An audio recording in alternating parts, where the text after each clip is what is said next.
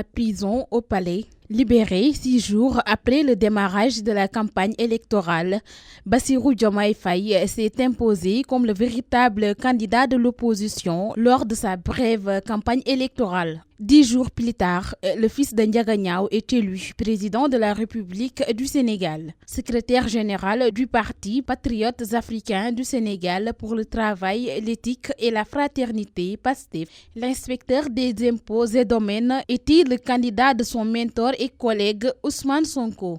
Au fil des années, Diomaye, comme on l'appelle régulièrement, s'est investi dans le champ médiatique, passant d'émission en émission, défendant le projet de PASTEF. Sorti de l'ENA en 2007, Bassirou Diomaye Faye a obtenu son baccalauréat en 2000 au lycée Demba Diop de Mbour avant de poursuivre ses études de sciences juridiques à l'université Cheikh Anta Diop de Dakar, où il obtient sa maîtrise.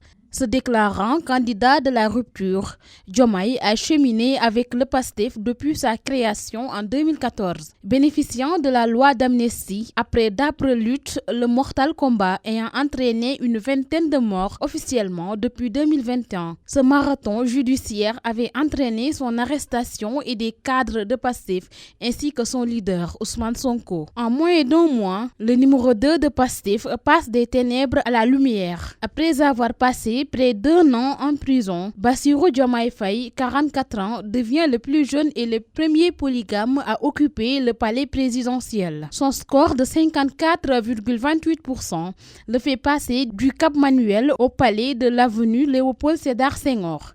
Une consécration pour le PASTEF après des années de luttes intenses contre le pouvoir du président Macky Sall. Le plus jeune président africain élu a pris fonction ce mardi. Devant Dieu et devant la nation sénégalaise, je jure de remplir fidèlement la charge de président de la République du Sénégal, d'observer comme de faire observer scrupuleusement les dispositions de la Constitution et des lois, de consacrer toutes mes forces à défendre les institutions constitutionnelles, l'intégrité du territoire, l'indépendance nationale et de ne ménager enfin aucun effort pour la réalisation de l'unité africaine.